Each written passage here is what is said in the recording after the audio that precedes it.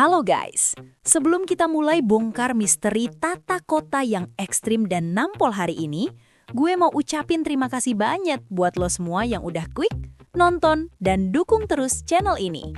Gue doain semoga lo dan keluarga selalu diberi kesehatan yang gak ada lawan, rezeki yang mengalir kayak air terjun, dan gak pernah bosan buat selalu baru tahu hal-hal mantap setiap hari.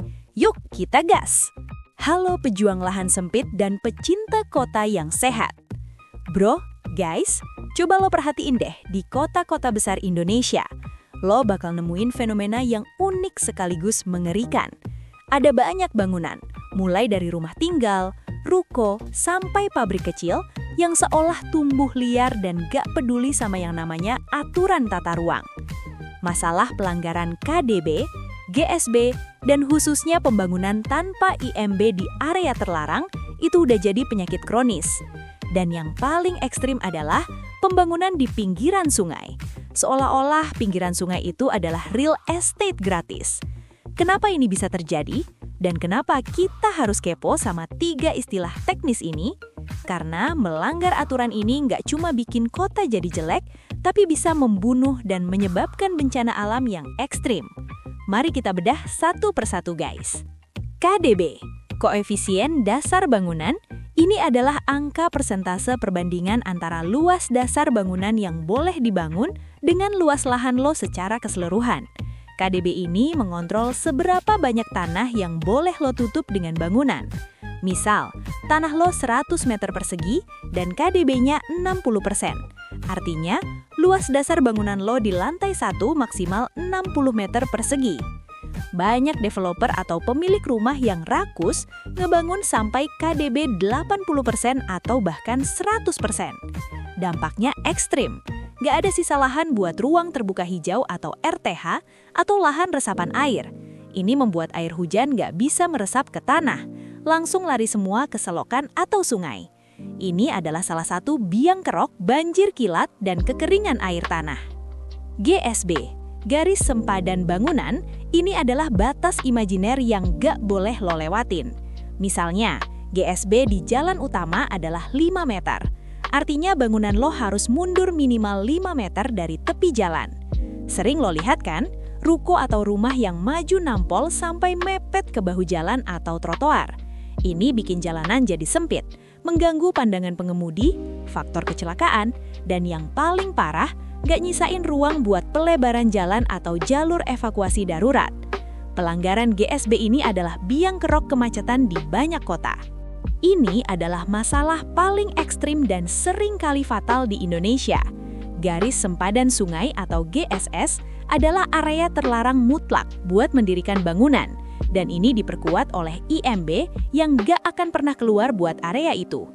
Tapi faktanya, pemukiman padat sering muncul di sana. Kenapa orang nekat bangun di pinggir sungai? Yang pertama, akses air dan sumber daya. Dulu sungai adalah sumber kehidupan utama, air, transportasi. Meskipun sekarang airnya keruh, kebiasaan hidup di dekat air masih kuat. Yang kedua, lahan gratis atau murah. Lahan di pinggir sungai seringkali dianggap lahan tak bertuan atau lahan negara. Akhirnya, orang miskin kota yang gak punya modal buat beli tanah resmi, mengklaim dan membangun secara ilegal di sana. Ini adalah isu sosial ekonomi yang kompleks guys. Yang ketiga, kemudahan akses kerja. Banyak pemukiman di pinggir sungai dekat dengan pusat bisnis, pasar, atau pelabuhan. Mereka memilih tinggal ilegal di sana daripada ngontrak jauh dan mahal. Bahaya ekstremnya karena melanggar GSS, garis sempadan sungai. Yang pertama, banjir mengerikan. Ini nggak bisa dinegosiasi. Bangunan di pinggir sungai menyempitkan lebar sungai. Volume air saat banjir jadi nggak tertampung, daya alir sungai terhambat, dan akhirnya air meluap ke kawasan yang lebih jauh. Jadi rumah-rumah di pinggir sungai nggak cuma membahayakan diri sendiri, tapi juga jadi biang keladi banjir di seluruh kota. Yang kedua, pencemaran mantap. Pemukiman ilegal nggak punya sistem sanitasi yang benar. Kotoran, limbah rumah tangga, sampai sampah langsung dibuang ke sungai. Ini membuat air sungai jadi kuburan penyakit dan nggak bisa lagi digunakan sebagai sumber air bersih. Lingkungan jadi tidak sangat sehat. Yang ketiga, bencana longsor. Tanah di tepi sungai itu nggak stabil. Bangunan yang berdiri di sana merusak struktur tepi sungai atau tebing. Saat debit air naik, potensi longsor atau amblesnya tanah jadi ekstrim banget. Jadi guys, kesimpulannya, pelanggaran KDB, GSB, dan pembangunan ilegal di pinggir sungai itu bukan cuma masalah nggak taat aturan, tapi masalah ketahanan kota dan keselamatan publik.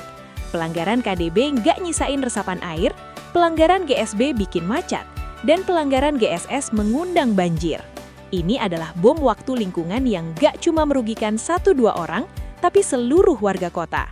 Solusinya nggak bisa cuma penggusuran, tapi harus diatasi dari akar sosialnya. Penyediaan hunian layak, vertikal, dan edukasi tentang tata ruang yang baik. Gimana bro? Apakah lo baru tahu kalau pelanggaran KDB simple bisa ngilangin resapan air dan bikin banjir? Gimana penjelasannya? Jangan lupa pencet tombol like kalau lo merasa konten ini bikin lo makin peduli sama kota lo, share video ini ke teman lo yang suka ngeremehin aturan tata ruang, dan subscribe ke channel ini biar lo selalu jadi orang pertama yang baru tahu fakta-fakta ekstrim di sekitar lo. Tulis di kolom komen, di kota lo sendiri, pelanggaran IMB di pinggir sungai itu seberapa apa sih?